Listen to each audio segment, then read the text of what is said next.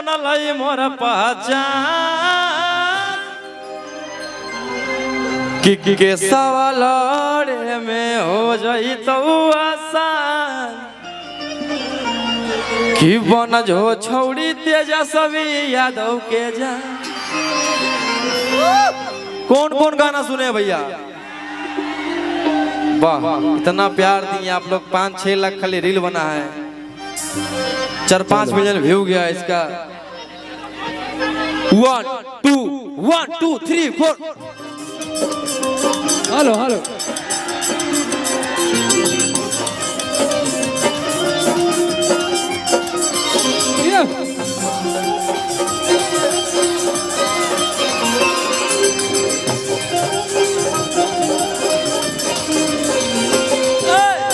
तोहरे कारणवा बनी गेलियौ अपरा, तोहरे कारणवा गइलो अपरा। जो जो मंग जारी अब नहीं करबौ शादी।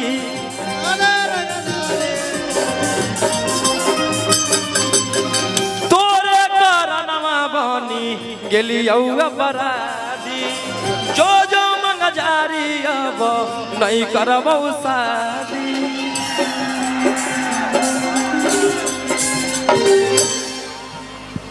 कि खेसारी भाई से बनल मोर पहचान कि सवाल में हो जाई तो आसान बन जो छौड़ी तेजस्वी यादव के जान।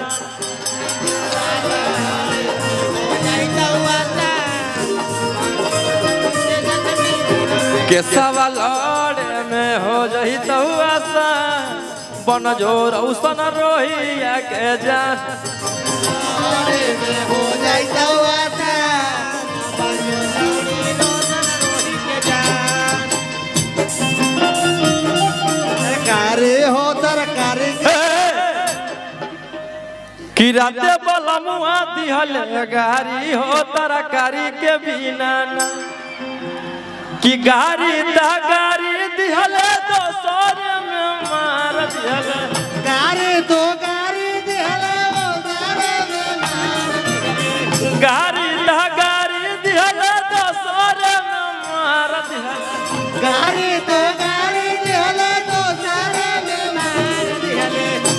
रात सजन गारी हो तरकारी के बिना राते बलमुआ हो तरकारी के बिना। कि सवाल में हो जाई तो आसान बन जो छौड़ी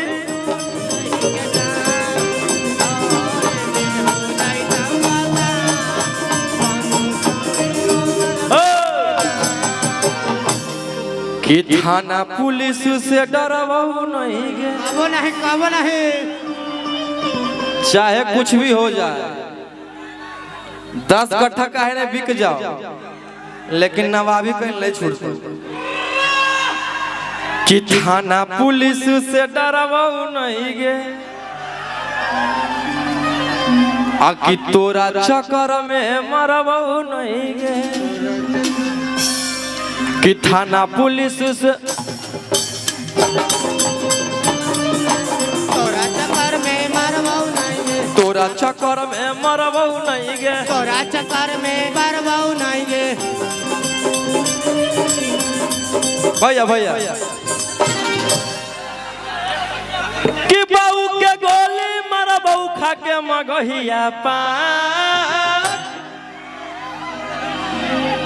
कि बहू के गोली मरबौ खा के मगहिया पान। कि भैया के गोली मरबौ खा के मगहिया पान।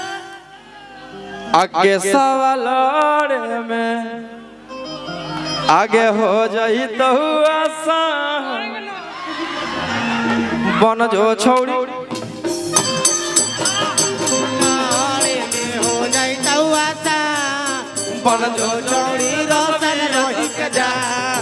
लड़े में हो जाई तो आसान पंजो छौड़ी रोशन रोही के जा। कैसन पियावा के आई हो दादा कैसन पियावा के चोरी तरवा रात भर रहलू त घरवा के भीतरवा रात भर रहलू त घरवा के भीतरवा आई हो दादा कैसन पियावा के चोरी तरवा आई हो दादा कैसन पियावा